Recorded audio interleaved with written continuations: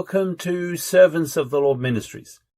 Bienvenue à Servants of the Lord Ministries. Mon nom est Dr. Keith Jenkins et je suis le coordinateur international de Servants of the Lord Ministries. Avant de commencer mon message d'aujourd'hui, je veux vous partager la commission de ce ministère qui a été donnée à Joseph Hitchcock il y a de nombreuses années. J'ai des enfants dans chaque nation et tu as des frères et des sœurs dont le cœur crie vers moi. Ils m'ont demandé un ministère des bénédictions et des dons. Je leur ai donné ces choses et cela les a bénis, mais il y a une partie de leur esprit qui n'a jamais été comblée et qui est réservée à une relation intime avec moi. Maintenant, leur cœur crie vers moi, juste pour moi. C'est à eux que je t'envoie, car je ne veux pas qu'ils mettent les années qu'il t'a fallu pour arriver jusqu'à moi, parce qu'il n'y avait personne pour te montrer comment le faire à l'époque. Servants of the Lord Ministries est un ministère d'enseignement et de formation envoyé au corps du Christ pour atteindre les personnes qui ont un cœur selon Dieu. Ce message est pour ceux qui veulent apprendre à le connaître, grandir en lui et être prêts pour son avènement. Aujourd'hui, je partage un message sur les clés du royaume. Nous lisons dans Matthieu chapitre 16, verset 13 au verset 19. C'est l'évangile de Matthieu chapitre 16, je lis le verset 13. Jésus étant arrivé dans le territoire de Césarée de Philippe, demanda à ses disciples, « Qui dit-on que je suis, moi, le Fils de l'homme ?» Verset 14. Il répondit, « Les uns disent que tu es Jean-Baptiste, les autres Élie, les autres Jérémie, ou l'un des prophètes. » Verset 15. Et vous, leur dit-il, qui dites-vous que je suis? Verset 16. Simon-Pierre répondit, tu es le Christ, le Fils du Dieu vivant. Verset 17. Jésus, reprenant la parole, lui dit, tu es heureux, Simon, fils de Jonas, car ce ne sont pas la chair et le sang qui t'ont révélé cela, mais c'est mon Père qui est dans les cieux. Verset 18. Et moi je te dis que tu es Pierre, et que sur cette pierre, je bâtirai mon église, et que les portes du séjour des morts ne prévaudront point contre elle. Verset 19. Je te donnerai les clés du royaume des cieux. Ce que tu liras sur la terre sera lié dans les cieux, et ce que tu délieras sur la terre sera délié dans les cieux. Le mot Pierre dans Strong et le numéro 4074, apparemment un mot primaire, un morceau de rocher, qui veut dire un morceau de rocher comme nom. Pierre, un apôtre. Pierre, rocher. Le mot clé dans Strong est le numéro 2807, tiré d'un autre mot qui veut dire une clé, comme fermer une serrure. Littéralement, figurativement, clé. Dans le livre Réveillez-vous, le temps touche à sa fin, volume 1, Fondation pour une maturité spirituelle, version réimprimée de son 2016, dans l'introduction à la page 4, Joseph Hitchcock écrit « Malheureusement, j'ai découvert au cours de mes nombreuses années de voyage dans le monde que peu de chrétiens testent correctement ce qu'ils croient. Ils ne demandent pas à l'esprit de leur révéler la vérité et ne cherchent pas non plus à la confirmation de l'esprit sur ce qu'ils croient être la vérité. La preuve de ce manquement est évidente dans les nombreuses croyances différentes que les chrétiens ont sur les mêmes doctrines. Nous sommes divisés parce que nous utilisons le raisonnement naturel et la compréhension pour déterminer ce que nous croyons être la vérité plutôt que de demander à l'esprit de révéler la vérité. On a promis à Pierre les clés du royaume parce qu'il a été arrivé à la conclusion que Jésus est le Fils de Dieu vivant et non seulement le Messie promis. Pierre avait suivi Jésus et regardé les expressions de son visage en aimant les gens et en parlant aux Juifs religieux. La déclaration de Pierre n'était pas une décision rapide. Pierre étudiait Jésus et il a additionné toutes les preuves pendant un certain temps et est arrivé à la conclusion spirituellement par conviction. Il a gardé ces choses dans son cœur et ne s'est pas tu lorsque Jésus a demandé la deuxième fois. Les opinions des autres ne l'ont pas distrait et il a reconnu que Jésus-Christ est Dieu manifesté dans la chair, l'image exacte du Père. Jésus s'adressait aux chefs religieux dans Matthieu 12, verset 33 au verset 37. C'est l'évangile de Matthieu, chapitre 12. Je lis le verset 33. Ou dites que l'arbre est bon et que son fruit est bon, ou dites que l'arbre est mauvais et que son fruit est mauvais, car on connaît l'arbre par le fruit. Verset 34, race de vipères. Comment pourriez-vous dire de bonnes choses méchants comme vous l'êtes, car c'est de l'abondance du cœur que la bouche parle. Verset 35. L'homme bon tire de bonnes choses de son bon trésor et l'homme méchant tire de mauvaises choses de son mauvais trésor. Verset 36, je vous le dis. Au jour du jugement, les hommes rendront compte de toute parole vaine qu'ils auront proférée. Verset 37, car par tes paroles tu seras justifié et par tes paroles tu seras condamné.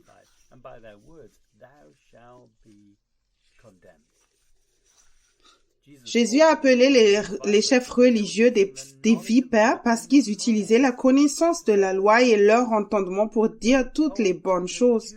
On leur a dit de produire le bon fruit par la conviction personnelle et la repentance, et de ne pas tromper les autres. Jésus a dit qu'il allait plutôt être jugé sur chaque parole oiseuse qu'ils ont prononcée. Si tu es né de nouveau par la conviction, tu peux parvenir à la vérité concernant de nombreuses choses dans ta vie, changer, te repentir et grandir spirituellement. Paul a dit dans 1 Corinthiens 2, versets 14 et 15. C'est 1 Corinthiens chapitre 2. Je lis le verset 14. Mais l'homme animal ne reçoit pas les choses de l'Esprit de Dieu, car elles sont une folie pour lui, et il ne peut les connaître parce que c'est spirituellement qu'on en juge. Verset 15. L'homme spirituel, au contraire, juge de tout, et il n'est lui-même jugé par personne. Tout ce que tu sais aurait dû te changer parce que tu as cru dans ton cœur et non dans ta tête. Nous sommes dans les derniers jours. Le royaume de Dieu est venu sur cette terre en grande puissance avec l'effusion de son esprit il y a près de 2000 ans. Jésus est maintenant le Seigneur et il n'éliminera pas le mal de la surface de la terre avant que tout le monde ait eu la chance de se repentir. Dieu attend que son époux se prépare. Les épreuves et les difficultés que tu endures t'aideront à réaliser si tu es spirituel ou charnel avant son avènement. Pierre a dit dans 2 Pierre chapitre 3 verset 9 au verset 14. C'est 2 Pierre chapitre 3, je lis le verset 9. Le Seigneur ne tarde pas dans l'accomplissement de la promesse comme quelques-uns le croient, mais il use de patience envers vous, ne voulant qu'aucun périsse, mais voulant que tous arrivent à la repentance. Verset 10. Le jour du Seigneur viendra comme un voleur en ce jour. Les cieux passeront avec fracas, les éléments embrasés se dissoudront, et la terre avec les œuvres qu'elle renferme sera consumée. Verset 11. Puisque dans toutes ces choses doivent se dissoudre, qu'elles ne doivent pas être la sainteté de votre conduite et votre piété. Verset 12. Tandis que vous entendez hâter l'avènement du jour de Dieu, à cause duquel les cieux enflammés se dissoudront et les éléments embrasés se fondront. Verset 13. Mais nous attendons selon sa promesse de nouveaux cieux et une nouvelle terre où la justice habitera. Verset 14. C'est pourquoi, bien-aimés, en attendant ces choses, appliquez-vous à être trouvés par lui sans tache et irrépréhensible dans la paix. Jésus apparaîtra quand les gens s'y attendront le moins.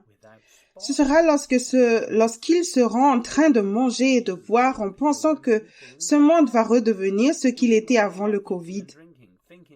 Le diable est le dieu de ce monde, offrant à l'homme ce qu'il veut dans son cœur et satisfait la convoitise de sa chair plutôt que de se repentir.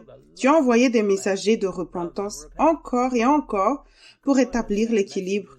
C'est Pierre qui parle dans Actes chapitre 2 versets 40 et 41.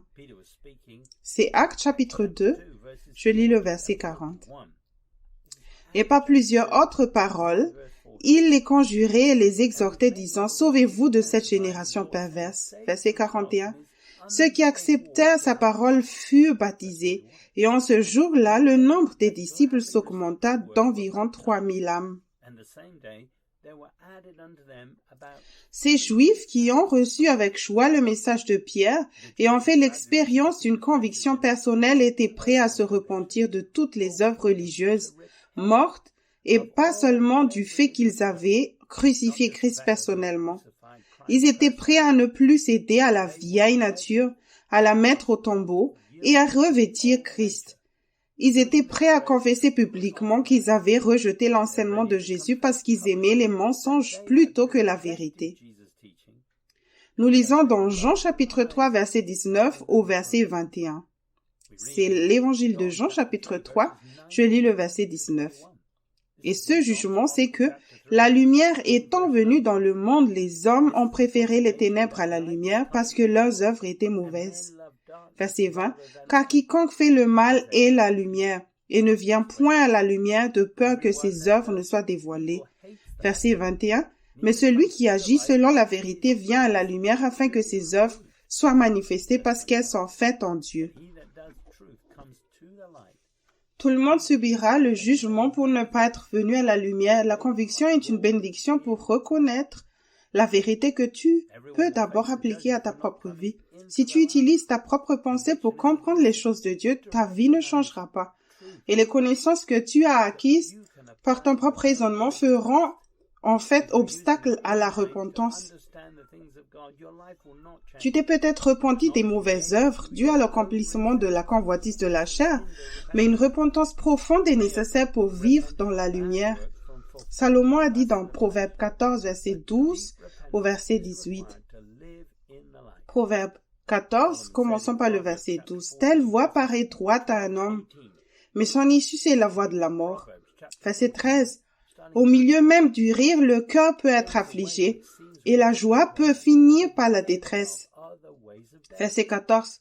Celui dont le cœur s'égare se rassasie de ses voies, et l'homme de bien se rassasie de ce qui est en lui. Verset 15. L'homme simple croit tout ce qu'on dit, mais l'homme prudent est attentif à ses pas. Verset 16. Le sage a de la retenue et se détourne du mal, mais l'insensé est arrogant et plein de sécurité. Verset 17. Celui qui est prompt à la colère fait des sottises, et l'homme plein de malice attire la haine. Verset 18. Les simples en partagent la folie, et les hommes prudents se font de la science une couronne. Une voie qui semble juste est réservée à ceux qui rejettent l'apprentissage par conviction. Ceux qui sont sur le chemin spacieux rient brièvement pour dissimuler les peines et les regrets de leur sommeil dans la chair. Ceux qui rétrogradent remplissent leur vie vide avec de nombreuses activités. Les insensés de ce monde obtiennent leurs nouvelles des médias sociaux, regardent des émissions de télévision que Dieu n'a pas autorisées ou suivent des conspirations. L'homme bon est occupé à faire ce qu'il doit faire maintenant.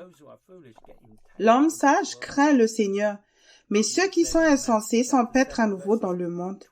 Jésus a dit dans Matthieu chapitre 7, verset 24 au verset 29. C'est l'évangile de Matthieu chapitre 7. Je lis le verset 24. C'est pourquoi quiconque entend ces paroles que je dis et les met en pratique sera semblable à un homme prudent qui a bâti sa maison sur le roc. Verset 25. La pluie est tombée, les torrents sont venus, les vents ont soufflé et se sont jetés contre cette maison. Elle n'est point tombée parce qu'elle était fondée sur le roc. Verset 26. Mais quiconque entend ces paroles que je dis et ne les met pas en pratique sera semblable à un homme insensé qui a bâti sa maison sur le sable. Verset 27. La pluie est tombée, les torrents sont venus, les vents ont soufflé et ont battu cette maison. Elle est tombée et sa ruine a été grande. Verset 28. Après que Jésus eut achevé ses discours, la foule fut frappée de sa doctrine. Verset 29. Car il enseignait comme ayant autorité et non pas comme leurs scribes. Pour plus d'informations sur le système d'apprentissage de Dieu, lis le livre Sainte Doctrine de Joseph Hitchcock. L'enseignement de Jésus était très différent de celui des personnes éduquées par la loi en utilisant leur tête. Les messages de Jésus étaient oints et offraient la grâce et la vérité. Le système d'apprentissage de l'homme est basé sur des connaissances sélectives acquises à partir de nombreuses sources et assemblées de telle manière avec un raisonnement qui en a fait un mensonge. Nous lisons dans Jean 1, verset 15 jusqu'au verset 17. C'est Jean chapitre 1, je lis le verset 15. Jean lui a rendu témoignage et s'est écrié. C'est celui dont j'ai dit, celui qui vient après moi m'a précédé, car il était avant moi. Verset 16. Et nous avons tous reçu de sa plénitude et grâce pour grâce. Verset 17. Car la loi a été donnée par Moïse, la grâce et la vérité sont venues par Jésus-Christ. Dieu te donne toujours le choix. La loi est une source de correction pour tous ceux qui rejettent le système d'apprentissage de Dieu par la grâce et la vérité. Tu dois choisir la conviction ainsi que la grâce si tu veux grandir spirituellement. Jésus a dit dans Matthieu 7, versets 13 et 14. C'est l'évangile de Matthieu, chapitre 7, nous lisons le verset 13. Entrez par la porte étroite, car large est la porte, spacieux est le chemin qui mène à la perdition. Et il y en a beaucoup qui entrent par là. Verset 14. Mais étroite est la porte, resserré le chemin qui mène à la vie, et il y en a peu qui les trouvent. Juste avant la venue de Jésus, toutes les personnes encore en vie sur la terre devront choisir entre le chemin étroit et la marque de la bête. Il n'y aura pas de la possibilité de servir de maître sur le chemin spacieux. C'est maintenant qu'il faut s'engager sur le chemin étroit. Paul a parlé de chemin spacieux. Dans Romains 3, verset 16 au verset 19. Romains chapitre 3, je lis le verset 16. La destruction et le malheur sont sur leur route. Verset 17. Ils ne connaissent pas le chemin de la paix. Verset 18. La crainte de Dieu n'est pas devant leurs yeux. Verset 19. Or, nous savons que tout ce que dit la loi, elle le dit à ceux qui sont sous la loi, afin que toute bouche soit fermée et que tout le monde soit reconnu coupable devant Dieu. Ce qui se passe sur la terre maintenant amènera les gens à un point de conviction basé sur le mauvais fruit s'ils continuent à rejeter la grâce et la vérité. Pierre est facilement arrivé à la bonne conclusion parce qu'il a utilisé la grâce et la vérité.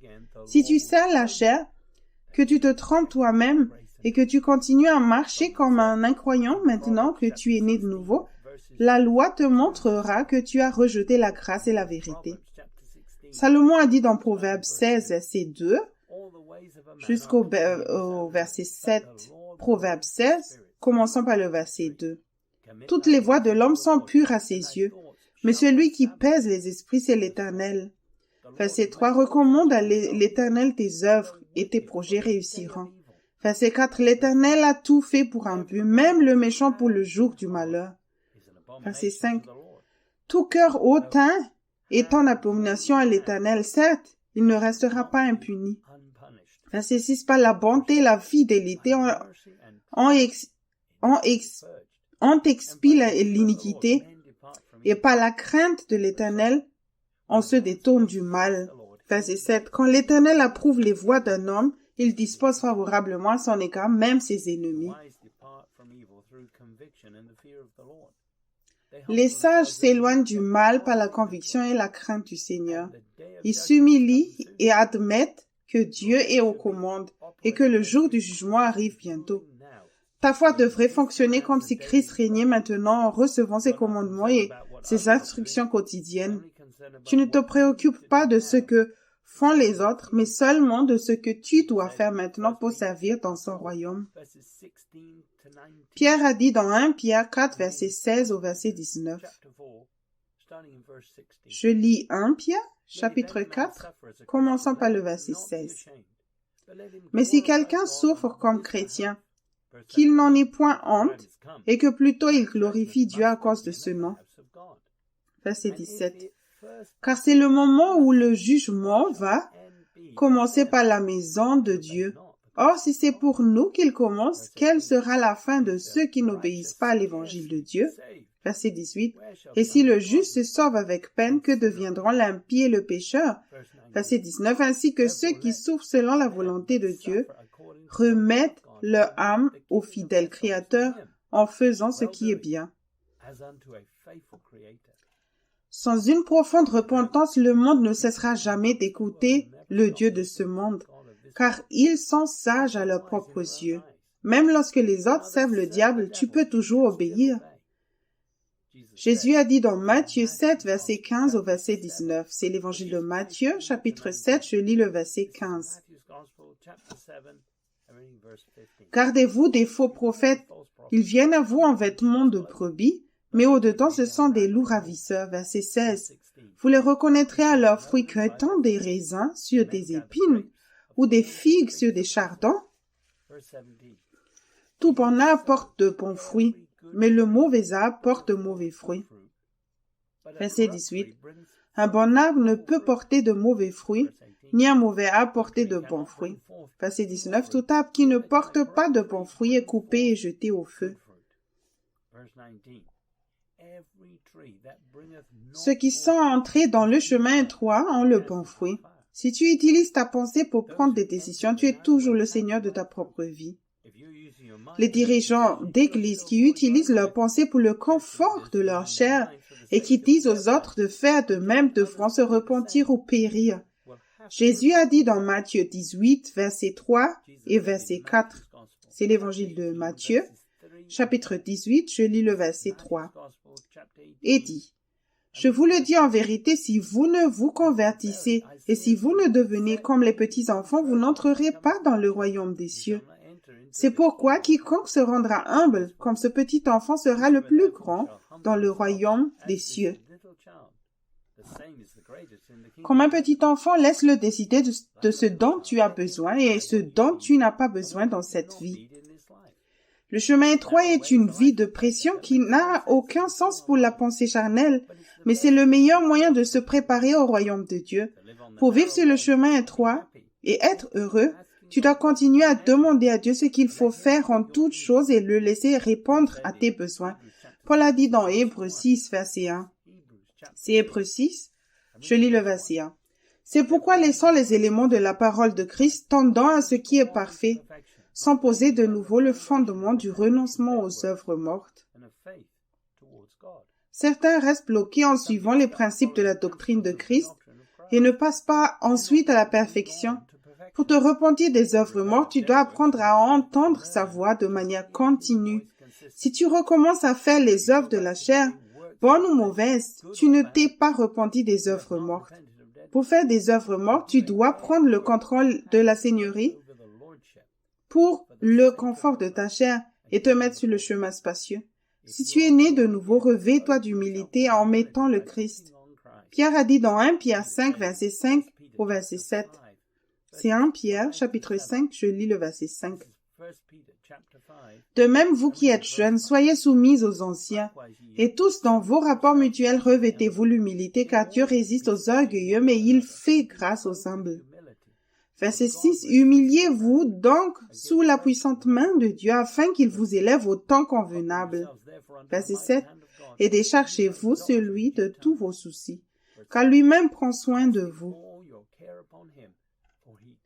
Il prend soin de toi et il a ordonné à d'autres personnes de sa famille d'aider à la correction et à la conviction qu'ils ont appris sur le chemin étroit également. Résiste à la tentation de faire quelque chose dans la chair. Soumets-toi et recherche des solutions en écoutant le Saint-Esprit. Ceux qui périssent ne comprendront pas pourquoi tu ne fais pas simplement ce que tu veux quand tu veux. Pierre a expliqué dans 1 Pierre, chapitre 5, verset 8 au verset 11. C'est 1 Pierre, chapitre 5. Je commence par le verset 8. Soyez sobres, veillez. Votre adversaire, le diable, rôde comme un lion rugissant, cherchant qui il dévorera. Verset 9. Résistez-lui avec une foi ferme, sachant que les mêmes souffrances sont imposées à vos frères dans le monde. Verset 10. Le Dieu de toute grâce qui vous a appelé en Jésus-Christ à sa gloire éternelle, après que vous aurez souffert un peu de temps, vous perfectionnera lui-même, vous affermira, vous fortifiera, vous rendra inébranlable. Verset 11. À lui soit la puissance au siècle des siècles. Amen. Le diable est une brute qui s'en prend à ceux qui essaient de servir de maître. Tu connaîtras un certain inconfort en traversant des épreuves et des difficultés sur le chemin étroit, mais continue à écouter Dieu et non le piège du lion rugissant, pas la peur et l'anxiété. Lorsque tu établis Jésus comme Seigneur, tu es humble. Ceux qui sont humbles et soumis à sa seigneurie surmontent la tentation. Ils se fortifient en contemplant la provision de Dieu et la manière dont il le fait. Paul a dit dans Colossiens 1, versets 14 et 15. C'est Colossiens chapitre 1, je lis le verset 14. En qui nous avons la rédemption, la rémission des péchés, verset 15, il est l'image du Dieu invisible, le premier-né de toute la création. Jésus n'est pas devenu faible lorsqu'il s'est livré à la croix pour payer le prix de tous nos péchés. Il suivait le plan du salut qu'il a écrit pour nous et que Dieu a également confirmé. C'est pour que tu vives une nouvelle vie en obéissant à l'Esprit de la manière que lui s'est soumis à Dieu. Tu as accepté le plan en se basant sur le fait que toute personne née de nouveau s'est également soumise à Christ. Il t'a offert le don qui t'est utile pour faire partie de sa famille que tu dois utiliser. Nous lisons dans Jean chapitre 17, verset 1 au verset 4. C'est Jean chapitre 17, je lis le verset 1. Après avoir ainsi parlé, Jésus leva les yeux au ciel et dit, « Père, l'heure est venue. Glorifie ton Fils, afin que ton Fils te glorifie. » Verset 2. « Selon que tu lui as donné pouvoir sur toute chair, afin qu'il accorde la vie éternelle à tous ceux que tu lui as donnés. » Verset 3. « Oh, la vie éternelle, c'est qu'ils te connaissent, toi, le seul vrai Dieu, et celui que tu as envoyé, Jésus-Christ. » Verset 4. « Je t'ai glorifié sur la terre. J'ai achevé l'œuvre que tu m'as donnée à faire. » Tu apprendras à connaître Dieu par la foi en utilisant le don de la vie éternelle. Rien n'arrive par hasard. Alors tu peux apprendre des leçons spécifiques et traiter tout ce qui est spirituellement unique à ton appel. Recherche sa justice dans chaque situation et tu seras témoin de sa sagesse et de sa puissance surnaturelle. Le don de la vie éternelle fonctionne dans toutes les circonstances, cultures et conditions. Grâce au don de la vie éternelle, tu peux apprendre par l'Esprit ce dont tu as vraiment besoin et comment renoncer aux choses dont tu penses avoir besoin dans ce monde. Ceux qui utilisent leur entendement pensent que la vie éternelle consiste simplement à vivre éternellement et n'ont pas testé cette conclusion avec la parole ou le témoignage du Saint-Esprit. Ils ne peuvent pas entendre la vérité car ils considèrent toujours le christianisme comme une autre religion, leur permettant de faire ce qu'ils veulent quand ils le veulent. Jésus a dit dans Jean 5, verset 30, c'est l'évangile de Jean, chapitre 5, c'est le verset 30. « Je ne puis rien faire de moi-même. Selon que j'entends, je juge. Et mon jugement est juste, parce que je ne cherche pas ma volonté, mais la volonté de celui qui m'a envoyé. » Ceux qui consultent leur propre volonté ne suivent pas Christ. Christ n'a rien fait sans écouter son Père céleste. Et ceux qui sont baptisés en Christ fonctionnent de la même manière. Tout ce dont tu as besoin pour suivre le Christ passe maintenant par ta relation avec Jésus et le Père. Paul a dit dans Galates, chapitre 3, verset 26 au verset 29. C'est Galates, chapitre 3, je lis le verset 26.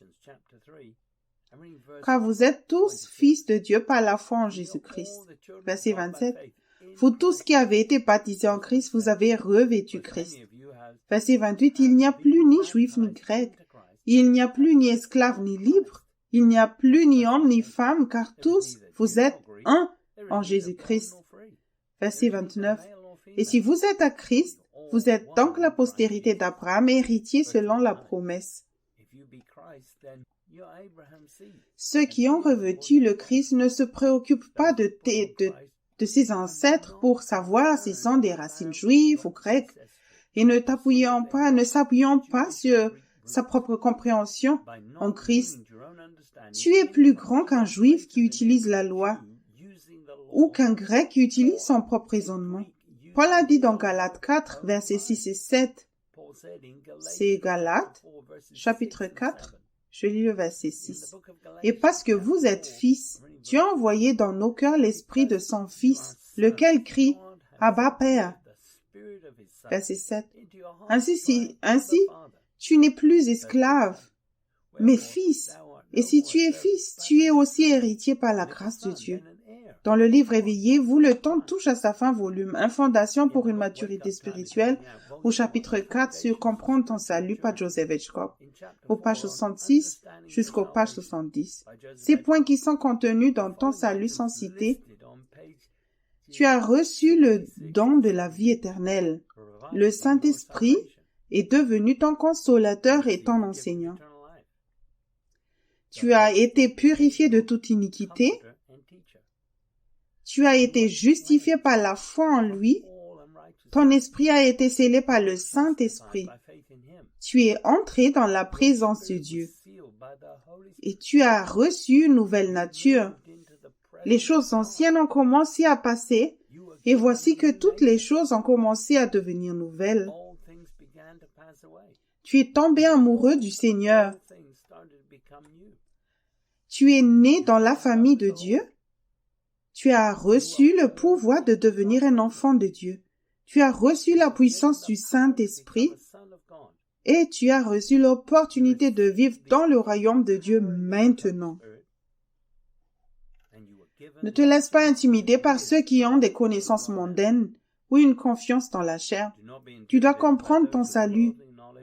La connaissance te sera donnée quand tu en auras besoin pour ne pas t'enflammer. Change tes priorités et utilise la grâce et la vérité pour te repentir maintenant que tu es né de nouveau. Recherche sa justice en demeurant en Christ et apprends comment fonctionner dans son royaume par l'Esprit maintenant, car ce sera ainsi dans l'éternité. Jésus a dit dans Matthieu chapitre 6, verset 31 au verset 34. C'est l'évangile de Matthieu chapitre 6, je lis le verset 31. Ne vous inquiétez donc point et ne dites pas, que mangerons-nous? Que boirons-nous? De quoi serons-nous vêtus? Verset 32. Car toutes ces choses, ce sont les païens qui les recherchent. Votre Père céleste sait que vous en avez besoin. Verset 33. Cherchez premièrement le royaume et la justice de Dieu et toutes ces choses vous seront données par-dessus. Verset 34. Ne vous inquiétez donc pas du lendemain, car le lendemain aura soin de lui-même. À chaque jour suffit sa peine. Dans le livre « Réveillez-vous, le temps touche à sa fin », volume 1, Fondation pour une maturité spirituelle, version réimprimée 2016, chapitre 4, sur comprendre votre salut, aux pages 61 et 62, Joseph Hitchcock écrit « Tu as l'intention que ces enfants profitent des nombreuses bénédictions qui font partie du paquet du salut. Si tu imagines le salut comme un cadeau emballé, quels sont les articles contenus dans la boîte? À un moment donné, tu t'es humilié et tu t'es repenti devant Dieu. Tu as confessé tes péchés et demandé à Jésus de venir dans ton cœur. Tu as fait l'expérience de l'amour et du pardon de Dieu. À cet instant, l'Esprit du Seigneur est entré dans ton cœur et tu es né dans la famille de Dieu. Tu as fait le choix de t'accepter comme son enfant. Le Dieu de l'univers est devenu ton Père. La clé de ton salut est de te renier toi-même et de prendre ta croix chaque jour. Cherche son royaume et il fait le reste. Les pensées de Dieu te viendront à l'esprit si tu ne t'inquiètes pas des choses dont tu as besoin dans ce monde. Tu ne connaîtras et n'apprécieras tout dans ton salut que lorsque tu suivras Christ et demeureras en lui. Tu dois croire à la grâce et à la parole de vérité dispensée avec droiture et répondre à la conviction et à la correction régulièrement. Paul a dit dans Hébreux 12, verset 6 au verset 10, Hébreux 12, je lis le verset 6. Car le Seigneur châtie celui qui l'aime et il frappe de la verge tous ceux qu'il reconnaît pour ses fils. Verset 7. Supportez le châtiment. C'est comme des fils que Dieu vous traite, car quel est le fils qu'un père ne châtie pas? Verset 8. Mais si vous êtes exempt du châtiment auquel tous ont part, vous êtes donc des enfants illégitimes et non des fils. Verset 9. D'ailleurs, puisque nos pères, selon la chair, nous ont châtiés et que nous les avons respectés, ne devons-nous pas à bien plus forte raison nous soumettre au Père des esprits pour avoir la vie? Verset 10. Nos pères nous châtiaient pour peu de jours, comme ils le trouvaient bon, mais Dieu nous châtie pour notre bien afin que nous participions à sa sainteté. Les Juifs restés à Jérusalem n'étaient pas prêts à supporter la correction et la conviction qui font partie du chemin étroit que prêchait Paul. L'Église d'aujourd'hui a également choisi une approche académique de l'apprentissage basée sur quelques doctrines de base mélangées à un certain discernement humain. Paul a dit dans Hébreux 5, verset 13 et 14. C'est Hébreux 5. Je lis le verset 13. Or, quiconque en est au lait n'a pas l'expérience de la parole de justice, car il est un enfant. Verset 14. Mais la nourriture solide est pour les hommes faits, pour ceux dont le jugement est exercé par l'usage à discerner ce qui est bien et ce qui est mal.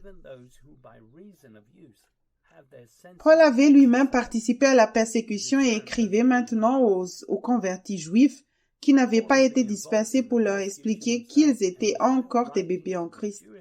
Ils avaient le meilleur enseignant, mais ne voulaient pas que leurs émotions soient étirées par le Saint-Esprit sur le chemin étroit. Jacques a dit dans Jacques 2, verset 18 au verset 20. C'est le livre de Jacques, chapitre 2, je lis le verset 18. Mais quelqu'un dira, « Toi, tu as la foi, et moi, j'ai les œuvres. Montre-moi ta foi sans les œuvres, et moi, je te montrerai la foi par mes œuvres. » Verset 19. Tu crois qu'il y a un seul Dieu, tu fais bien. Les démons le croient aussi, et ils tremblent. Verset 20. Veux-tu savoir, ô homme vain, que la foi sans les œuvres est inutile? Tu n'es pas justifié en répétant des mots que quelqu'un d'autre t'a dit de dire. Le salut est personnel. Tu dois prier et confesser tes péchés. Ton péché personnel est le fruit du fait que tu ne faisais pas confiance à Dieu de tout ton cœur. Le don de la vie éternelle fonctionnera lorsque tu lui feras confiance de tout ton cœur. Il se soucie de toi, mais si tu doutes, tu consulteras plutôt ta propre volonté car tu crois à des mensonges. Il ne suffit pas de croire que Jésus est mort pour le monde entier. Tu dois croire que même si tu étais la seule personne sur la face de la terre, il est mort pour toi. Et il veut t'aider à te préparer pour son avènement. Parce que par la grâce et la foi. Pierre a dit dans 2 Pierre chapitre 1 verset 1 au 3. 2 Pierre chapitre 1, je lis le verset 1. Simon Pierre, serviteur et apôtre de Jésus-Christ, à ceux qui ont reçu, on partage une foi du même prix que la nôtre par la justice de notre Dieu et du Sauveur Jésus-Christ. Verset 2, que la grâce et la paix vous soient multipliées par la connaissance de Dieu et de Jésus notre Seigneur. Verset 3, comme sa divine puissance nous a donné tout ce qui contribue à la vie et à la piété au moyen de la connaissance de celui qui nous a appelés par sa propre gloire et par sa vertu. L'homme a été conçu pour servir. Si tu ne fais pas maintenant ce qui est nécessaire pour suivre Christ, alors tu suis le diable. Dans la première génération du christianisme, les personnes dispersées lors de la persécution avaient obtenu une foi précieuse dans les pays étrangers en faisant confiance à Dieu. Ils ont découvert que tout ce dont ils avaient besoin pour la vie et la piété se trouvait dans le paquet du salut. Nous lisons dans Luc chapitre 14, verset 25 au verset 30. C'est l'évangile de Luc chapitre 14, je lis le verset 25. De grandes foules faisaient route avec Jésus, il se retourna et leur dit, verset 26, si quelqu'un vient à moi et s'il ne hait pas son père, sa mère, sa femme, ses enfants, ses frères et ses sœurs, et même sa propre vie, il ne peut être mon disciple. Verset 27, et quiconque ne porte pas sa croix et ne me suit pas ne peut être mon disciple. Verset 28, car lequel de vous, s'il veut bâtir une tour, ne s'assied d'abord pas, calculer la dépense et voir s'il a de quoi la terminer. Verset 29, de peur qu'après avoir posé les fondements, il ne puisse l'achever et que tous ceux qui le verront ne se mettent à le railler. Verset 30, en disant, cet homme a commencé à bâtir et il n'a pu achever. Dans le livre Mes brebis entendent ma voix, édition 2021, au chapitre 7, sur compter le coût, page 82, Joseph Hitchcock écrit. Tout comme un constructeur doit compter le coût avant de commencer un projet de construction, tu dois compter le coût pour suivre Jésus-Christ. Si tu refuses de payer le prix pour que Jésus devienne toute ta vie, tu ne jouiras jamais d'une communion constante avec Dieu. Tu ne seras pas conduit par le Saint-Esprit de façon constante. De nombreux croyants font un effort pour marcher dans ce message pendant une saison. Cependant, ils n'apprennent à connaître le Seigneur que de manière limitée. Leur manque de succès est le résultat direct de leur refus d'abandonner leur seigneurie. Ils refusent de compter le coût ou de payer le prix pour suivre Jésus parce qu'ils ne lui font pas confiance. Même s'ils professent avoir foi en Dieu, ils sont réticents à lui donner le plein contrôle. Dieu ne respecte pas les personnes. Tu peux aussi avoir les clés du royaume si tu es prêt à apprendre spirituellement par la grâce et la vérité. Tu peux poser plus de questions à Dieu en utilisant le don de la vie éternelle. Mais si tu remets en question ces décisions, tu resteras un bébé et tu ne mûriras pas spirituellement en faisant confiance à Dieu pour toute ta vie. Paul a dit dans Romains 6, versets 10 et 11. C'est Romains chapitre 6, je lis le verset 10. Car il est mort, et c'est pour le péché qu'il est mort une fois pour toutes. Il est revenu à la vie, et c'est pour Dieu qu'il vit. Verset 11. Ainsi vous-même regardez-vous comme morts au péché et comme vivants pour Dieu en Jésus-Christ. Au moment du salut, tu aurais dû enterrer cette vieille nature et commencer une nouvelle vie en demandant tout à Dieu. Le baptême indique que tu es prêt à vivre sur le chemin étroit. Si tu consultes encore ta propre raison pour prendre des décisions, ta foi est morte et tu pèches encore. Ceux qui sont vivants pour Dieu s'appuient sur une réponse spirituelle, assujettissant leurs membres pour faire la volonté parfaite de Dieu. Le péché est tout ce qui est contraire à la volonté parfaite de Dieu dans ta vie, en pensée, en but, en action. Si tu t'es repenti des œuvres mortes, tu apprends par le biais de la conviction. Paul a dit dans Philippiens 2, verset 12. C'est Philippiens, chapitre 2, je lis le verset 12. Ainsi, mes bien-aimés, comme vous avez toujours obéi, travaillez à votre salut avec crainte et tremblement, non seulement comme en ma présence, mais bien plus encore maintenant que je suis absent. Résiste à la conviction, et ton cœur n'entendra plus le chagrin de l'esprit. Sans un cœur tendre, tu prendras la mauvaise habitude de t'approprier la seigneurie dans tous les domaines. Séparé de Dieu par ta propre désobéissance, tu seras tenté de croire un mensonge selon lequel Dieu ne parle pas tout le temps. Paul a dit dans 2 Corinthiens 10, verset 4 au verset 8. C'est 2 Corinthiens chapitre 10, je lis le verset 4. Car les âmes avec lesquelles nous combattons ne sont pas charnelles, mais elles sont puissantes par la vertu de Dieu pour renverser des forteresses. Verset 5. Nous renversons les raisonnements et toute hauteur qui s'élève contre la connaissance de Dieu et nous amenons toute pensée captive à l'obéissance de Christ. Verset 6. Nous sommes prêts aussi à punir toute désobéissance lorsque votre obéissance sera complète. Verset 7. Vous regardez à l'apparence, si quelqu'un se persuade qu'il est de Christ, qui se dise bien en lui-même que, comme il est de Christ, nous aussi nous sommes de Christ. Verset 8. Et quand même je me glorifierai un peu trop de l'autorité que le Seigneur nous a donnée pour votre édification et non pour votre destruction, je ne saurais en avoir honte. Pour plus d'informations sur la façon de ramener les pensées captives, lis le chapitre 14 sur la bataille pour ta pensée. Dans le livre Réveillez-vous, le temps touche à sa fin, volume 2, Grandir spirituellement par Joseph Hitchcock. Le diable construira des forteresses dans ta pensée lorsque tu seras dans la chair pour te garder prisonnier. Elles peuvent être supprimées si tu admets que tu as aimé autre chose que la volonté parfaite de Dieu pour ta vie.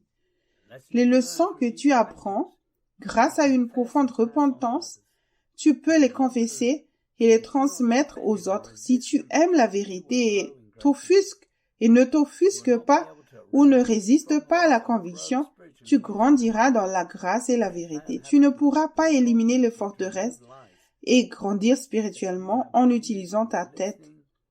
Brise les mauvaises habitudes avec les âmes que Dieu te donne pour éliminer les mensonges que tu as crus en écoutant ta propre chair. La plus grande habitude que tout le monde a en ne faisant pas confiance à Dieu dans ce monde est de se pencher sur sa propre compréhension. Nous lisons dans Proverbe 3, verset 5 à 8, Proverbe 3, verset 5.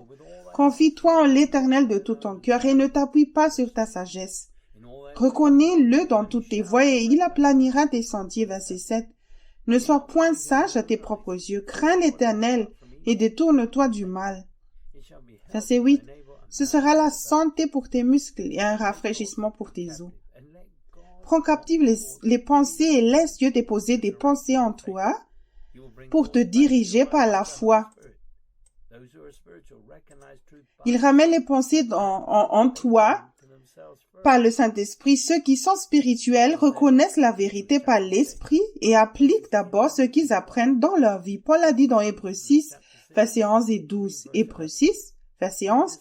Nous désirons que chacun de vous montre le même zèle pour conserver jusqu'à la fin une pleine assurance. Verset 12. En sorte que vous ne vous relâchiez point et que vous imitez ceux qui, par la foi et la persévérance, héritent des promesses. Paul n'était pas spirituellement paresseux, apprenant de ses erreurs sur le chemin étroit, sous la pression. Ils aimaient la vérité, même si cela signifiait qu'ils devaient être corrigés et se repentir. Tu deviendras spirituellement terne ou paresseux si tu ne te fies pas aux promesses de Dieu, par la foi qui te vient par l'Esprit. Nous lisons dans Jean 1, chapitre 35 jusqu'au 39. C'est l'évangile de Jean, chapitre 1, je commence par le verset 35. Le lendemain, Jean était encore là avec 2 de ses disciples. Verset 36. Ayant regardé Jésus qui passait, il dit, « Voilà l'agneau de Dieu. » Verset 37. Les 2 disciples l'entendirent prononcer ces paroles et ils suivaient Jésus. Verset 38. Jésus se retourna et voyant qu'ils le suivaient, il leur dit, « Que cherchez-vous » Ils lui répondirent, « Rabbi », ce qui signifie « maître, où demeures-tu » Verset 39. Venez, leur dit-il, et voyez, ils allèrent, et ils virent où il demeurait, et ils restèrent auprès de lui ce jour-là. C'était environ la 2e heure. André, le frère de Pierre, était l'un des 2 disciples, espérait de voir le Messie de ses propres yeux en suivant patiemment Jean le Baptiste. Ceux qui sont nés de nouveau aujourd'hui devraient avoir l'espoir de voir Jésus s'ils sont prêts pour son avènement. André croyait que Jean était le dernier prophète qui préparait le chemin pour le Messie ou le Christ. Il a entendu Jean appeler Jésus agneau de Dieu et a immédiatement quitté Jean-Baptiste pour voir où se trouvait Jésus. Un seul jour avec Jésus a été suffisant pour André. Nous lisons dans Jean 1, chapitre 1, verset 40 au verset 42. C'est l'évangile de Jean, chapitre 1. Je lis le verset 40. André, frère de Simon-Pierre, était l'un des 2 qui avaient entendu les paroles de Jean et qui avait suivi Jésus. Verset 41. Ce fut lui qui rencontra le premier son frère Simon et il lui dit, « Nous avons trouvé le Messie, ce qui signifie Christ. » Verset 42. Et il lui conduisit vers Jésus. Jésus, l'ayant regardé, dit, « Tu es Simon, fils de Jonas, tu seras appelé Céphas, ce qui signifie Pierre. » Le mot Céphas, dans Strong, est le numéro 2786, d'origine chaldéenne, et qui veut dire le rocher, c'est-à-dire Képha, nom de famille de Pierre. André a présenté Simon-Pierre à Jésus et l'a amené à l'endroit où il se trouvait. Lorsque Jésus a vu Pierre, il lui a dit qu'il serait appelé Céphas, ce qui signifie rocher. Dans les lettres et les évangiles du Nouveau Testament, il est rare qu'un nom de famille soit utilisé quelque part. Cependant, les noms de Pierre ont été utilisés à différents moments pour l'identifier dans les évangiles et les lettres de Paul pour différentes raisons. Nous lisons dans Jean, chapitre 21, verset 7 au verset 19. C'est l'évangile de Jean, chapitre 21, je commence par le verset 7. Alors le disciple que Jésus aimait dit à Pierre, « C'est le Seigneur !» Et Simon-Pierre, dès qu'il eut entendu que c'était le Seigneur, mit son vêtement et sa ceinture, car il était nu, et se jeta dans la mer. Verset 8. Les autres disciples vinrent avec la barque, tirant le filet plein de poissons, car ils n'étaient éloignés de terre que d'environ 200 coudées. Verset 9. Lorsqu'ils furent descendus à terre, ils virent là des charbons allumés, du poisson dessus et du pain. Verset 10. Jésus leur dit, « Apportez des poissons que vous venez de prendre. » Verset 11. Simon-Pierre monta dans la barque et tira à terre le filet plein de 153 grands poissons. Et quoi qu'il y en eût tant, le filet ne se remplit point. Verset 12. Jésus leur dit, venez manger. Et aucun des disciples n'osait lui demander, qui es-tu? Sachant que c'était le Seigneur. Verset 13. Jésus s'approcha, prit le pain et leur en donna. Il fit de même du poisson. Verset 14. C'était déjà la troisième fois que Jésus se montrait à ses disciples depuis qu'il était ressuscité des morts. Verset 15. Après qu'ils eurent mangé, Jésus dit à Simon-Pierre, « Simon, fils de Jonas, m'aimes-tu plus que ne m'aime ceci ?» Et il répondit, « Oui, Seigneur, tu sais que je t'aime. » Jésus lui dit, « Paie mes agneaux. » Verset 16. Il lui dit une seconde fois, « Simon, fils de Jonas, m'aimes-tu » Pierre lui répondit, « Oui, Seigneur, tu sais que je t'aime. » Jésus lui dit, « Paie mes brebis. » Verset 17. Il lui dit pour la troisième fois, « Simon, fils de Jonas, m'aimes-tu » Pierre fut attristé de ce qu'il lui avait dit pour la troisième fois, « M'aimes-tu » Et il lui répondit, « Seigneur, tu sais toutes choses, tu sais que je t'aime. » Jésus lui dit, « Paie mes brebis. » Verset 18. En vérité, je te le dis, quand tu étais plus jeune, tu te saignais toi-même et tu allais où tu voulais. Mais quand tu seras vieux, tu étendras tes mains et un autre te ceindra et te mènera où tu ne voudras pas. Verset 19. Il lui dit cela pour indiquer par quelle mort Pierre glorifierait Dieu, et ayant ainsi parlé, il lui dit, suis-moi. Le mot amour utilisé par Pierre dans Strong est le numéro 5368 tiré d'un autre mot qui veut dire être l'ami de, aimer un individu ou un objet, c'est-à-dire avoir de l'affection pour dénotant un attachement personnel comme un sentiment ou une sensation, tandis que l'autre mot est plus large, englobant surtout le jugement et l'assentiment délibéré de la volonté comme une question de principe, de devoir et de convenance. Les deux sont donc très liés, ou comme respectivement, le premier étant principalement du cœur et le second de la tête, spécifiquement embrassé comme une marque de tendresse, embrassé, aimé. Simon Bar Jonas était le nom attribué à Pierre par son propre père selon la coutume juive. Le mot Simon, son prénom, signifie « il a entendu ». Jésus a utilisé le nom de Simon, fils de Jonas, à 3 reprises. Jésus ne l'a pas appelé Pierre à ce moment-là. Pierre avait des difficultés à entendre et Jésus voulait qu'il utilise la grâce et la vérité pour entendre, comme il l'a fait lorsqu'il a déclaré pour la première fois « Jésus, tu es le Fils de Dieu vivant ». Après avoir renié Jésus, Pierre a perdu son zèle par manque de foi. Toute personne née de nouveau a maintenant accès à la grâce et à la vérité pour qu'ils puissent apprendre de leurs erreurs. Nous lisons dans Matthieu, chapitre 26, verset 31 jusqu'au verset 35. C'est l'évangile de Matthieu, chapitre 26. Je lis le verset 31. Alors Jésus leur dit, « Je serai pour vous tous cette nuit, une occasion de chute. Car il est écrit, je frapperai le berger, et les brebis du troupeau seront dispersées. » Verset 32. « Mais après que je serai ressuscité, je vous précéderai en Galilée. » Verset 33. Pierre, prenant la parole, lui dit, « Quand tu seras pour tous une occasion de chute, tu ne le seras jamais pour moi. » Verset 34. Jésus lui dit, « Je te le dis en vérité, cette nuit même avant que le coq chante, tu me renieras 3 fois. » Verset 35.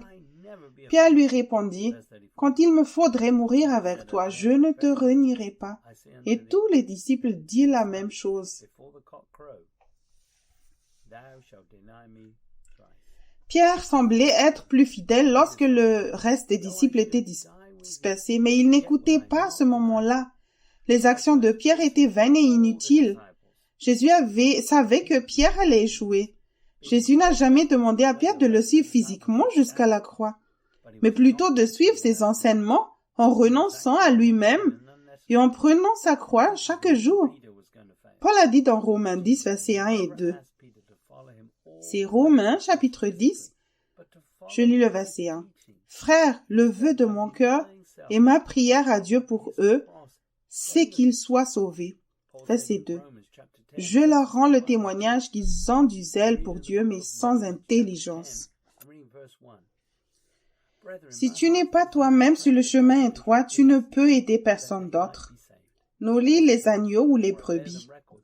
Lorsque Pierre a écrit les évangiles, il s'est assuré d'inclure toutes ces erreurs, car il voulait que tout le monde en tire aussi des leçons. Nous lisons dans Matthieu chapitre 26, verset 75. C'est l'évangile de Matthieu chapitre 26. Je lis le verset 75. Et Pierre se souvint de la parole que Jésus avait dite. Avant que le coq chante, tu me renieras 3 fois. Et étant sorti, il pleura amèrement. Ceux qui suivent Jésus l'entendent constamment. Pierre et le reste des disciples avaient perdu le chemin et sont tous devenus sourds après la mort de Christ. Nous lisons dans Luc chapitre 24, verset 11 au verset 12. C'est Luc chapitre 24. Je lis le verset 11. Ils tinrent ces discours pour des rêveries, et ils ne crurent pas ces femmes. Verset 12. Mais Pierre se leva et courut au sépulcre. S'étant baissé, il ne vit que les linges qui étaient à terre. Puis il s'en alla chez lui, dans l'étonnement de ce qui était arrivé. Le mot rêverie dans Strong est le numéro 30-26. Apparemment un mot primaire, bêtise, c'est-à-dire une histoire incroyable, rêverie. Les femmes se sont rendues au tombeau les premières, et des anges leur ont dit que Jésus était ressuscité et qu'elles devaient transmettre le message aux 11 apôtres. Pierre a répondu le premier. Il est possible que certaines des paroles prononcées par Jésus au sujet de la résurrection lui soient revenues à l'esprit à ce moment-là. C'était peut-être une histoire incroyable, mais peut-être vraie, et il a couru vers le tombeau. Paul a également dit, 1 Corinthiens 15, verset 3 au verset 8. C'est 1 Corinthiens chapitre 15, je lis le verset 3.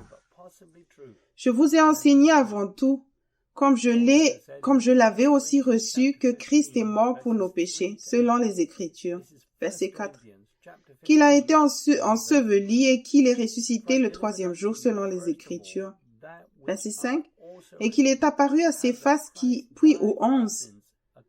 Verset 6. Ensuite, il est apparu à plus de 500 frères à la fois, dont la plupart sont encore vivants et dont quelques-uns sont morts. Verset 7. Ensuite, il est apparu à Jacques, puis à tous les apôtres. Verset 8.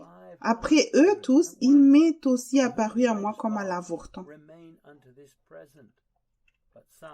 Jésus est apparu à beaucoup d'autres personnes, après être apparu à Pierre et aux apôtres.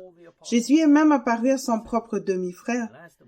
Jésus a prié pour Pierre afin que sa foi pour entendre spirituellement ne faiblisse pas. Tu peux échouer dans quelque chose, mais si tu as les clés du royaume, tu peux déverrouiller n'importe quelle porte et arriver à la vérité. Paul a aussi reçu les clés.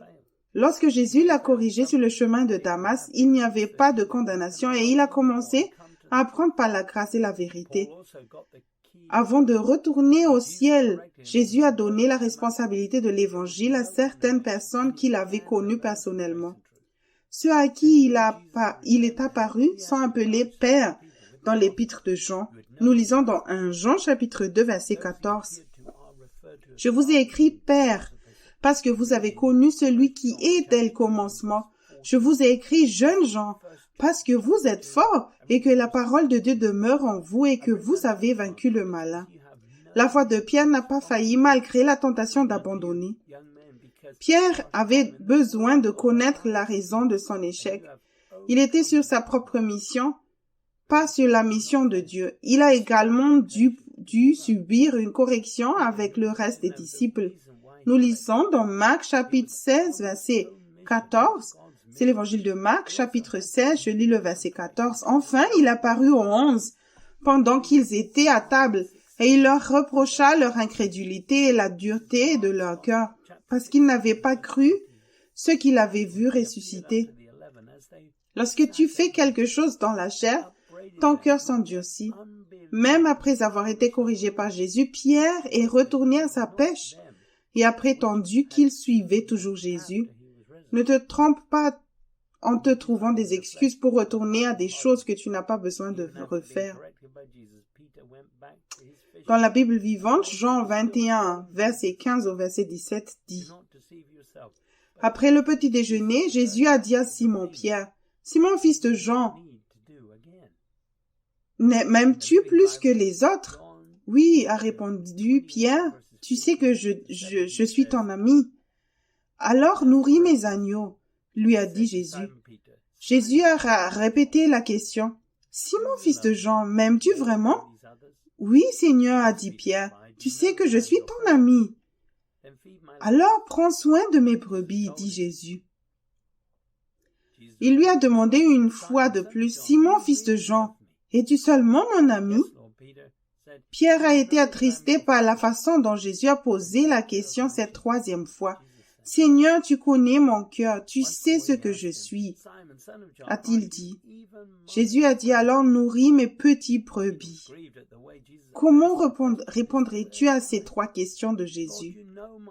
Selon la Bible vivante, les trois questions que Jésus a posées à Pierre sont les suivantes. M'aimes-tu plus que les autres? M'aimes-tu vraiment? Es-tu seulement mon ami?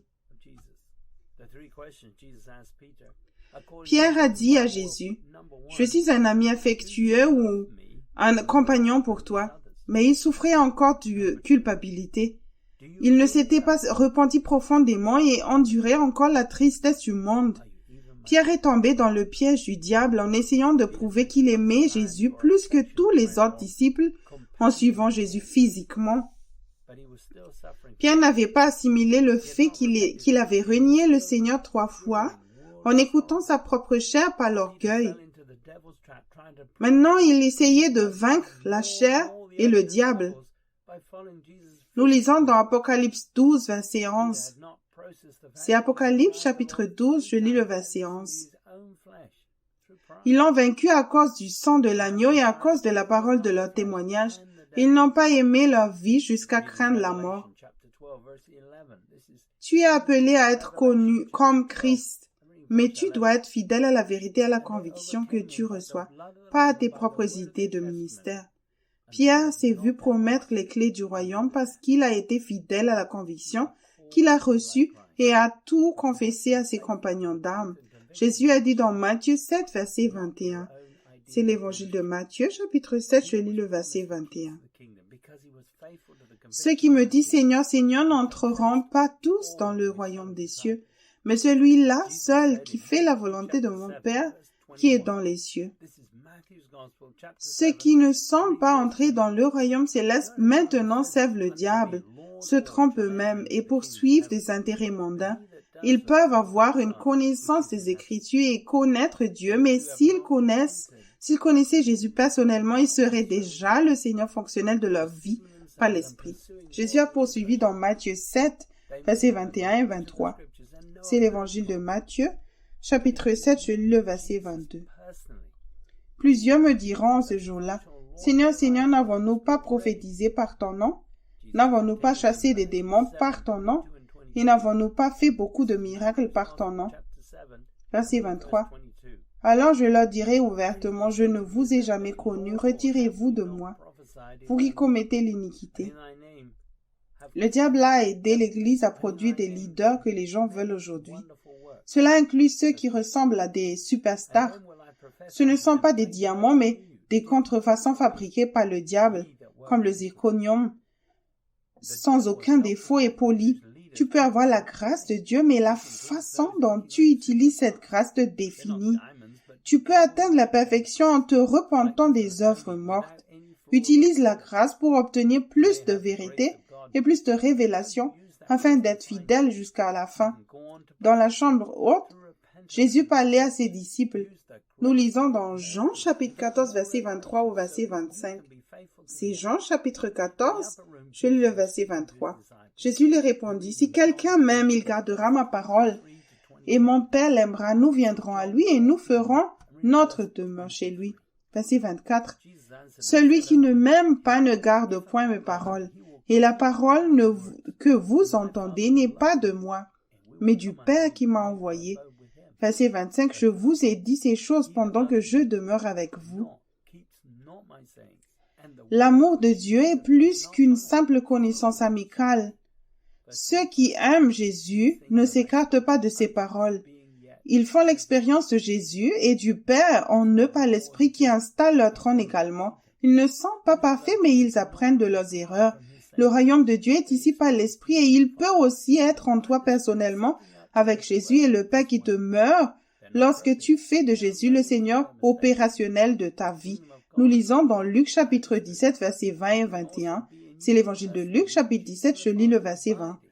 Les pharisiens demandèrent à Jésus quand viendrait le royaume de Dieu. Il leur répondit, « Le royaume de Dieu ne vient pas de façon à frapper les regards. » Verset 21, « On ne dira point, il est ici ou il est là, car voici le royaume de Dieu est au milieu de vous. » Le royaume de Dieu par l'Esprit est là depuis près de 2000 ans et reste un mystère pour ceux qui veulent d'abord que ce monde change. Chaque génération a eu l'occasion de changer de système d'exploitation. La puissance de Dieu a été mise à la disposition de tous ceux qui suivent le Christ. C'est maintenant le moment de devenir fou et vulnérable. Ou as-tu trop honte pour dépendre de la vérité et de la conviction? Paul a dit dans Romains 1, verset 16. C'est Romains chapitre 1, je lis le verset 16. Car je n'ai point honte de l'évangile, c'est une puissance de Dieu pour le salut de quiconque croit, du juif premièrement, puis de grec. L'apparition de Jésus a été annoncée par de nombreux auteurs, alors qu'ils voyaient les ténèbres s'accroître et l'Église prendre son emprise sur la vie éternelle. Les églises qui ont évité la conviction sont devenues pleines d'œuvres religieuses mortes, peu après la mort des apôtres. Paul a dit dans 1 Corinthiens chapitre 1 verset 18, c'est 1 Corinthiens chapitre 1, je lis le verset 18, car la prédication de la croix est une folie pour ceux qui périssent, mais pour nous qui sommes sauvés, elle est une puissance de Dieu. Ceux qui sont nés de nouveau et se trouvant sur le chemin spacieux sont en train de périr. Ils ont dit la prière du pécheur et ils considèrent le christianisme comme une autre religion. Ils renient le Seigneur plus de 3 fois par jour et vivent leur vie sans la joie du Seigneur et n'en pensent rien. Paul a dit dans 1 Corinthiens chapitre 2, verset 1 jusqu'au verset 8. C'est 1 Corinthiens chapitre 2, je lis le verset 1. Pour moi, frère, lorsque je suis allé chez vous, ce n'est pas avec une supériorité de langage ou de sagesse que je suis allé vous annoncer le témoignage de Dieu, verset 2. Car je n'ai pas eu la pensée de savoir parmi vous autre chose que Jésus-Christ et Jésus-Christ crucifié, verset 3. Moi-même, j'étais auprès de vous dans un état de faiblesse, de crainte et de grand tremblement, verset 4. Et ma parole et ma prédication ne reposaient pas sur les discours persuasifs de la sagesse, mais sur une démonstration d'esprit et de puissance. Verset 5. Afin que votre foi fût fondée, non sur la sagesse des hommes, mais sur la puissance de Dieu. Verset 6. Cependant, c'est une sagesse que nous prêchons parmi les parfaits.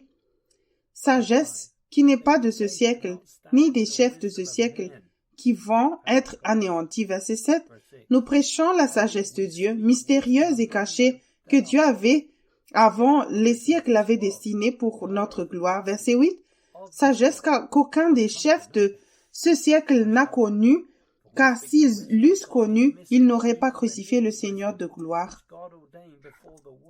Le temps est presque écoulé et la tribulation va bientôt commencer. Elle est réservée à tous ceux qui ont une confiance dans la chair. Cette génération, plus que toute autre, a le recul de tout ce qui s'est passé depuis que Jésus est mort et ressuscité et n'échappera pas au jugement à moins qu'elle ne s'humilie. Les dirigeants de cette génération peuvent penser qu'ils n'auraient pas crucifié Jésus parce qu'ils ont leur propre norme morale. Mais tous ceux qui ne viennent pas à la lumière aujourd'hui ne toléreront pas la vérité et la conviction qui suivent le Christ. Paul a dit dans 1 Corinthiens 1, verset 24 au verset 25. C'est 1 Corinthiens chapitre 1, je lis le verset 24. Mais puissance de Dieu et sagesse de Dieu pour ceux qui sont appelés tant juifs que grecs. Verset 25. Car la folie de Dieu est plus sage que les hommes et la faiblesse de Dieu est plus forte que les hommes. Jésus a fait l'expérience de l'aide du Père sur la croix au service de l'humanité. Il semble insensé que le roi des rois doive mourir pour des pécheurs. Mais la sagesse de Dieu est plus grande et apparaît dans tous ceux qui ont le bon fruit pour vivre dans le royaume de Dieu. Paul attend des Corinthiens qu'ils vivent sur le chemin étroit en se fiant à la parole de vérité, à la conviction pour savoir ce qu'il faut faire. Paul a dit dans 2 Corinthiens 6, verset 1 au verset 7. C'est 2 Corinthiens, chapitre 6. Je commence par le verset 1. Puisque nous travaillons avec Dieu, nous vous exhortons à ne pas recevoir la grâce de Dieu en vain. Verset 2, car il dit, « Au temps favorable, je t'ai exaucé. Au jour du salut, je t'ai secouru. Voici maintenant le temps favorable. Voici maintenant le jour du salut. » Verset 3, « Nous ne donnons aucun sujet de scandale en quoi que ce soit, afin que le ministère ne soit pas un objet de blâme. » Verset 4, « Mais nous nous rendons à tous égards recommandables comme serviteurs de Dieu, par beaucoup de patience dans les tribulations, dans les calamités, dans les détresses. » Verset 5. « Sous les coups dans les prisons, dans les troubles, dans les travaux, dans les veilles, dans les jeûnes. » Verset 6. « Par la pureté, par la connaissance, par la longanimité, par la bonté, par un esprit saint, par une charité sincère. » Verset 7. « Par la parole de vérité, par la puissance de Dieu, par les armes offensives et défensives de la justice. » Pierre s'est vu promettre les clés du royaume parce qu'il a été fidèle à la conviction qu'il a reçue en voyant Jésus accomplir toutes les prophéties sans aucun effort humain. Tu peux aussi apprendre spirituellement en regardant le visage de Jésus lorsque tu es convaincu et en te débarrassant des opinions personnelles. Pierre a dit dans 1 Pierre 2, verset 1 au verset 5. C'est 1 Pierre, chapitre 2, verset 1.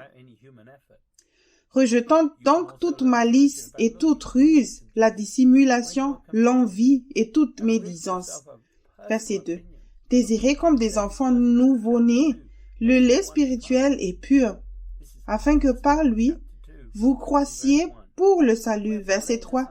Si vous avez goûté que le Seigneur est bon. Verset 4. Approchez-vous de lui, pierre vivante rejetée par les hommes, mais choisie et précieuse devant Dieu. Verset 5. Et vous-même, comme des pierres vivantes, édifiez-vous pour former une maison spirituelle, un saint sacerdoce, afin d'offrir des victimes spirituelles, agréables à Dieu par Jésus-Christ. Le mot vif dans Strong est le numéro 2198, un verbe primaire. Vivre au sens propre ou figuré, vie, temps, à vivre, vivement, rapide.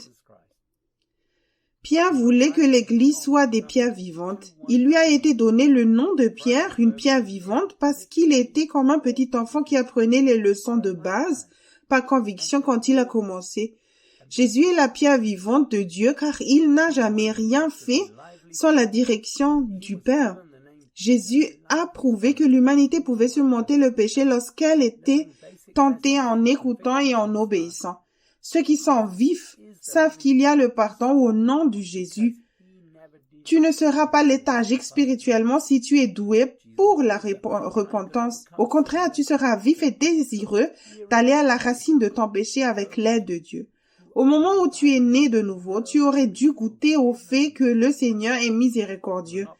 Tu as été convaincu et non condamné pour que tu puisses aussi apprendre et grandir spirituellement. Dans la Bible Message, Matthieu 16, versets 17 à 18 dit « Jésus est revenu. Que Dieu te bénisse, Simon, fils de Jonas. Cette réponse ne t'a pas été donnée dans les livres ou par tes professeurs. Mon Père qui est aux cieux. Dieu lui-même t'a mis au courant de ce secret sur qui je suis vraiment. Et maintenant, je vais te dire qui tu es vraiment. Tu es Pierre, un rocher. C'est le rocher sur lequel je vais assembler mon église. Une église si expansive d'énergie que même les portes de l'enfer ne pourront pas le retenir. Et ce n'est pas tout. Tu aurais un accès complet et gratuit au royaume de Dieu. Des clés pour ouvrir toutes les portes. Plus de barrières entre le ciel et la terre et le ciel. Un oui sur la terre et un oui au ciel.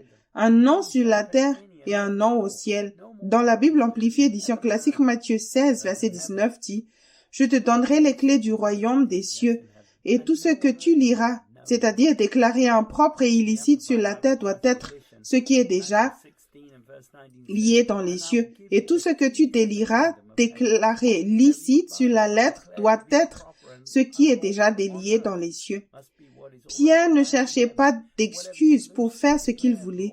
Pierre a même reçu les clés du royaume après avoir renié le Seigneur parce qu'il a utilisé la grâce et la vérité pour apprendre.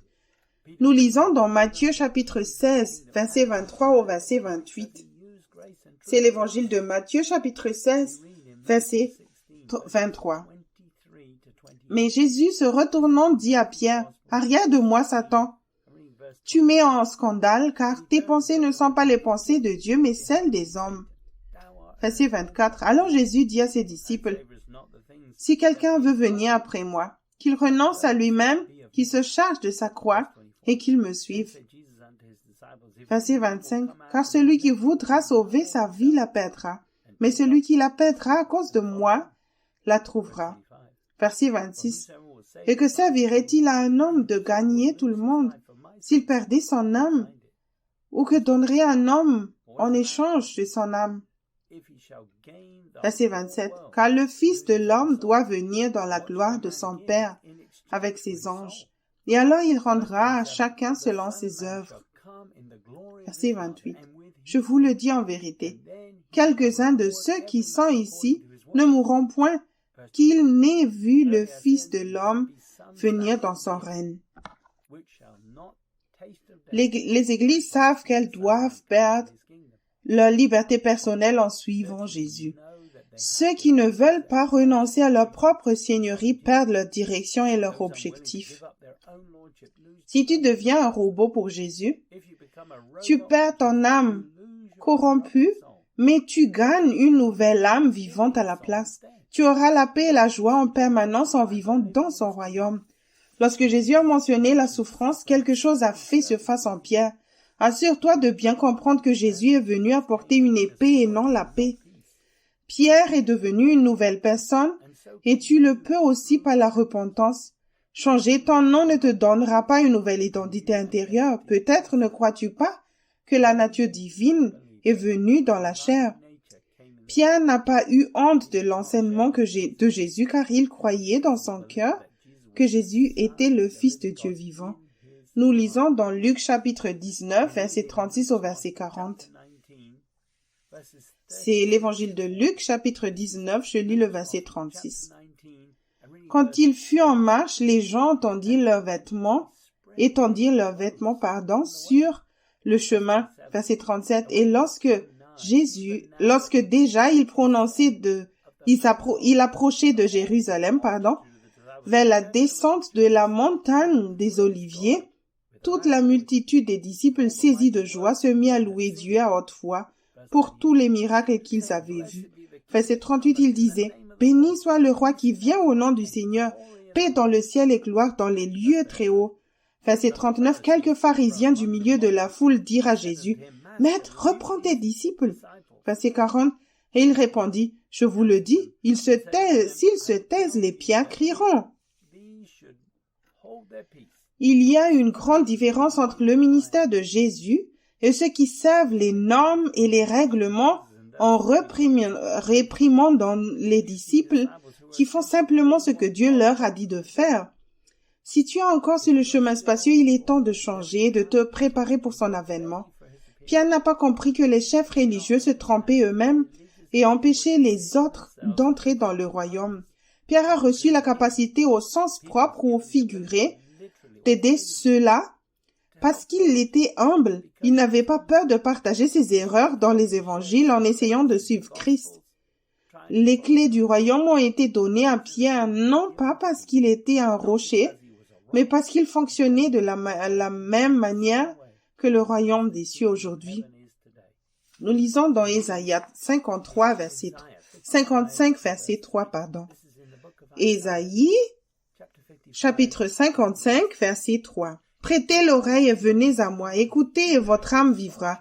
Je traiterai avec vous une alliance éternelle pour rendre durable mes faveurs envers David. Lorsque Paul a commencé, il n'avait pas d'instruction à suivre. Les premiers disciples que Paul a rencontrés à Damas étaient des Juifs convertis dispersés par la persécution dans laquelle il était impliqué. Les disciples qu'il a rencontrés ne se plaignaient pas, ce qui a été convaincant pour Paul.